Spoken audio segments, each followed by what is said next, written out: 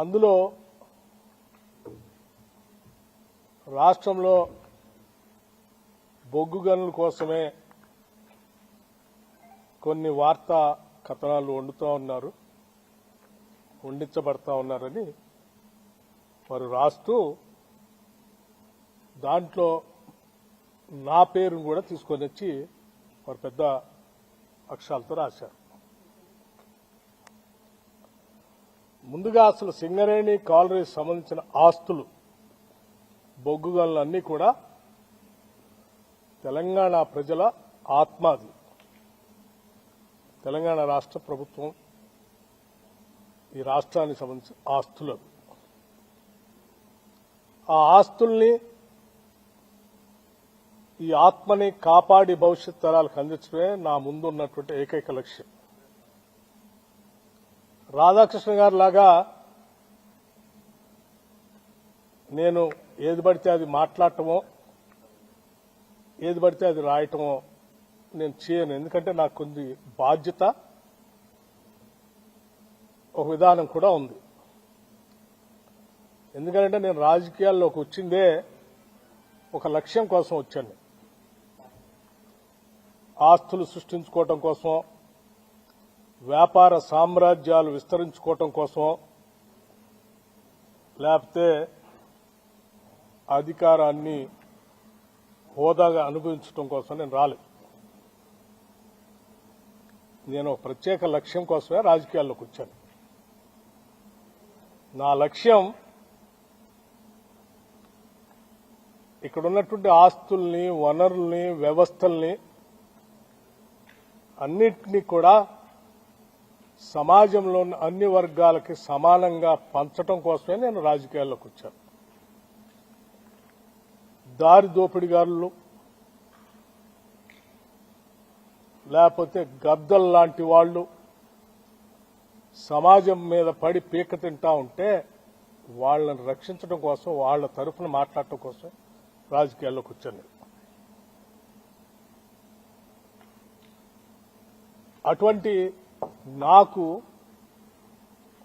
నా జీవితం చాలా ట్రాన్స్పరెంట్ గా ఉంటుంది. ఎవరికో ఏదో ఉపయోగపడటం కోసం దీంట్లో ఉప ముఖ్యమంత్రి పాత్ర ఉందని రాశాడు. నేను ఆయన్ని సూటిగా అడుగుతా ఉన్నాను వారి మీద గౌరవంతో. టెండర్ పిలిచింది సింగరేణి సంస్థ, ఆ బోర్డు. ఆ టెండర్లో ఏ కండిషన్స్ ఉండాలో బోర్డు పెడుతుంది, మంత్రి కాదు. ఈ మాత్రం కూడా జ్ఞానం లేకుండా నీకు తోసింది రాయటం కాదు. అట్లాగే ఇంకొక కాలం కూడా రాశాడు అందులో. ఆ కాలం ఏంటంటే సైట్ విజిట్ పెట్టారు, అందుకే ఆ పెట్టి దాంట్లో దానికి కావాల్సినటువంటి వాళ్ళకి కోసం పెట్టుకున్నారు అన్నారు. సైట్ విజిట్ అనేది నాకు తెలియదు. ఇది రాసిన తర్వాత నేను ఎంక్వైరీ చేశాను. పబ్లిక్ సెక్టర్ అండర్టేకింగ్స్ అన్నింటిలో టెండర్ పిలిచేటప్పుడు ఆ కండిషన్ కూడా పెడతారట. ఎందుకంటే క్లిష్టతరమైన పరిస్థితులు ఆ ప్రాంతాలు ఉంటాయి కాబట్టి విజిట్ చేసి ట్రాన్స్పరెంట్ గా అసెస్మెంట్ చేసుకుని దానికి తగ్గట్టుగా టెండర్ తయారు చేసుకుని వాళ్ళు పార్టిసిపేట్ చేయడానికి అవకాశం కలిగిస్తారట. చాలా public sector undertaking, government of India సంబంధించిన పబ్లిక్ సెక్టర్ అండర్టేకింగ్స్ అన్నింటిలో కూడా ఇటువంటి కండిషన్స్ ఉన్నాయి. అయినా ఒక బెనిఫిట్ ఆఫ్ డౌట్ ని, ఒక కట్టు కథని, ఒక పెట్ట కథని అల్లి తెలంగాణ ప్రజల్ని మభ్యపెట్టడం కోసం తను ఒక కథనం రాశాడు. కాబట్టి మేము నిజాయితీగా ఉంటామే కాదు, ఉన్నట్టుగా కూడా జనానికి కనపడాలి. ఆ ట్రాన్స్పరెన్సీ కూడా ఉండాలి. That is what I believe. నేను అది చదివిన తర్వాత నేను అందుకే మొత్తం ఆ కండిషన్స్ చదివి I have seriously examined the entire thing. I have asked the Singareni management and the board seriously examine. ఇటువంటి ఎలిగేషన్స్ వచ్చినప్పుడు ప్రజలకు స్పష్టత ఇవ్వాల్సిన బాధ్యత మంత్రిగా నా పైన ఉంటుంది. కాబట్టి I have asked them to, I have instructed, not only us, to cancel the tender and go for a fresh tender with all the Government of India public sector undertakings లో ఏ కండిషన్స్ ఉంటాయో అటువంటి conditions అన్ని examine చేసి మళ్ళీ పిలవండి. Don't go by this same.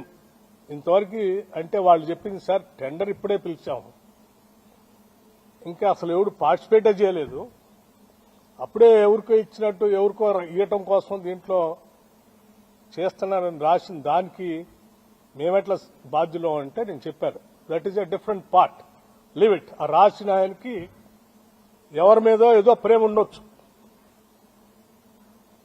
లేకపోతే నేను మొదటి నుంచి కాంగ్రెస్ పార్టీలో ఉంటే రాజశేఖర రెడ్డి గారికి అత్యంత సన్నిధులుగా ఉండటం వల్ల రాజశేఖర రెడ్డి గారి మీద ఉన్నట్టు కోపంతో నా మీద కూడా కోపం చూపించడానికి రాసి ఉండొచ్చు. కానీ ఇవన్నీ రాష్ట్ర రాజకీయాలకి సింగరేణికి సంబంధించినవి కాదు, పాలనకు సంబంధించినవి కాదు. ఒక బెనిఫిట్ ఆఫ్ డౌట్ వచ్చింది కాబట్టి దాన్ని క్యాన్సిల్ చేయండి. మిగతా విషయాలన్నీ కూడా నేను రాధాకృష్ణ తేల్చుకుంటాము. ఇది ప్రజలకు సంబంధించింది కాబట్టి ఇమ్మీడియట్ గా యూ క్యాన్సిల్ ఇట్ అని చెప్పండి. I'm already instructed the Singareni board people to cancel it. ఇక రాధాకృష్ణ విషయానికి ఈ కట్టుకథ పిట్టకథ రాసిందని అన్నిటికీ అతను ఏ ఉద్దేశంతో రాశాడు, ఎందుకు రాశాడు, ఏ రాజకీయ ఉద్దేశం ఉంది, దాని వెనక ఎవరుండి నడిపిస్తున్నాడో అన్ని విషయాలు మళ్ళీ తిరిగి వచ్చిన తర్వాత నేను మొత్తం ఫుల్ ఫ్లెడ్జ్డ్ గా ప్రెస్ని పిలిచి నేను మాట్లాడతాను.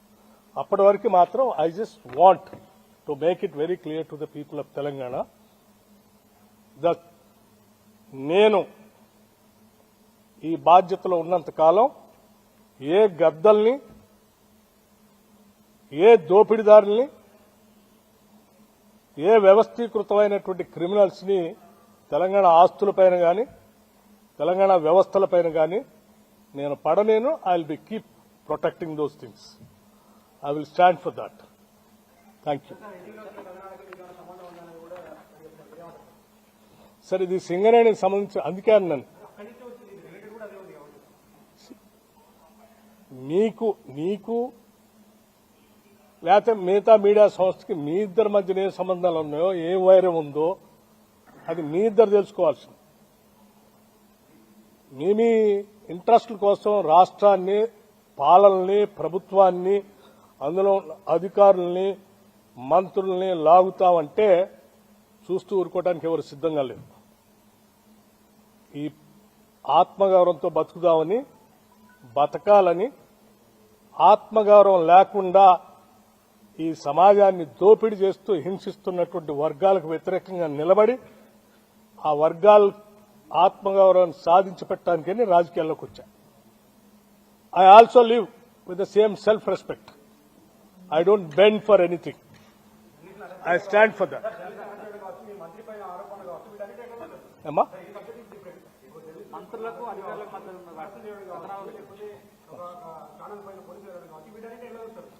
చాలా దురదృష్టం.